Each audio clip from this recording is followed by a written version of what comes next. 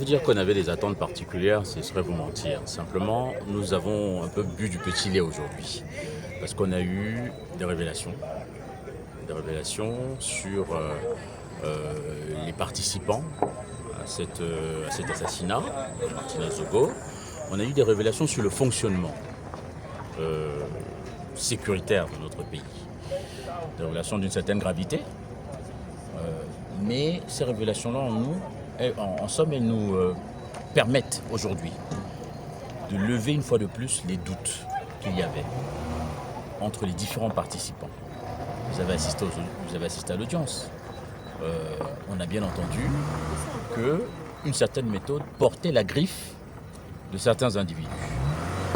Une griffe d'ailleurs qu'on a reconnue et qu'on nous a dit avoir identifiée dans un événement qui s'est passé au cours de ces dernières années, qui a aussi choqué le Cameroun concernant un certain évêque.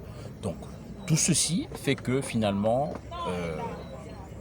on comprend qu'il y a des méthodes qui concourent à ce qui est arrivé à Martinez Zogo, qui visiblement n'est pas le premier.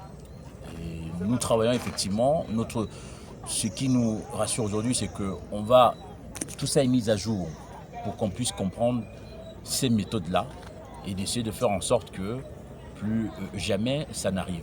D'autant plus que les individus qui participent à ces pratiques-là sont identifiés, ont été nommés, ont été cités. Donc pour nous, une fois de plus, l'audience de ce jour a été, en termes de découverte et de manifestation de la vérité, tout cela a été au rendez-vous. Alors maître, est-ce qu'au regard de la gravité des accusations qui ont été faites aujourd'hui, ou bien des allégations qui ont été faites aujourd'hui, vous pouvez penser que cela peut être mué par des motivations peut-être de vengeance personnelle, ou bien ça reflétait réellement la réalité de ce que le témoin aurait vécu et entendu? Alors, il y avait un peu des deux, pour être très honnête. Il y avait un fond de vérité, un fond qui permettait de recouper l'ensemble des informations que nous avons déjà dans ce dossier.